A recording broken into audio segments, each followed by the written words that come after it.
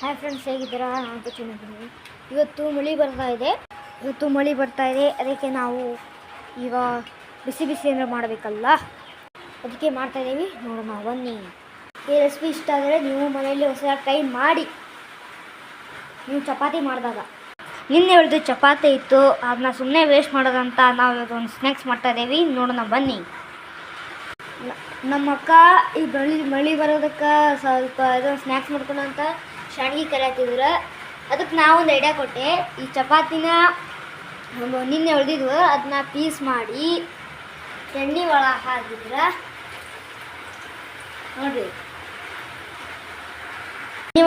ಎಣ್ಣೆ ಒಳಗೆ ಹಾಕಿದ್ರೆ ಹಿಂಗೆ ಹಾಕವ್ರಿ. ಮುಂದೆ ಏನು ಮಾಡ್ಬೇಕಂತ ಹೇಳ್ತೇನೆ. ನಮ್ಮಮ್ಮ ಹಾಕಿದ್ರು ಅವಾಗ ಇಂಥ ಹುಳ ಸಿಕ್ಕೈತೆ ನೋಡ್ರಿ. ಹಂಗೆಲ್ಲ ಮಾಡಬಾರ್ದು, ಅಸಹ್ಯ.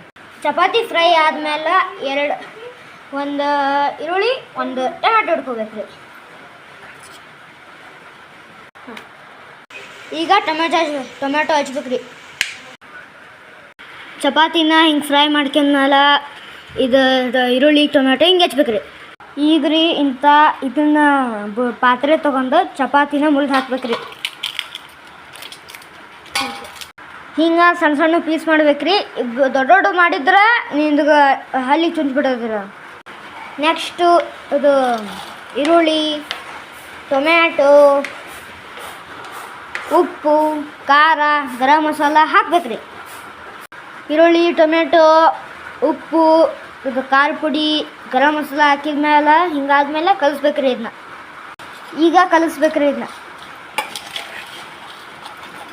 ಚಮಚದಿಂದ ಬರ್ದಿಲ್ಲ ಅಂದ್ರೆ ಕೈಯಿಂದಾನು ಕಳಿಸ್ಬೋದ್ರಿ. ಆಮೇಲೆ ಕೈ ತಗೋರಿ, ಮತ್ತು ಕಣ್ಣ ಹಾಕಿದ್ರಿ.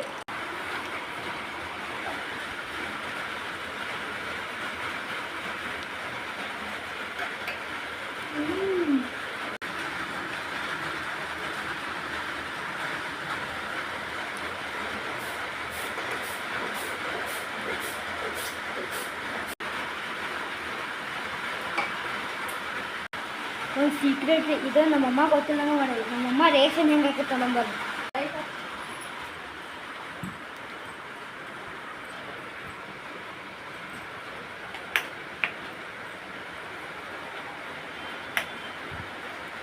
Wow, super.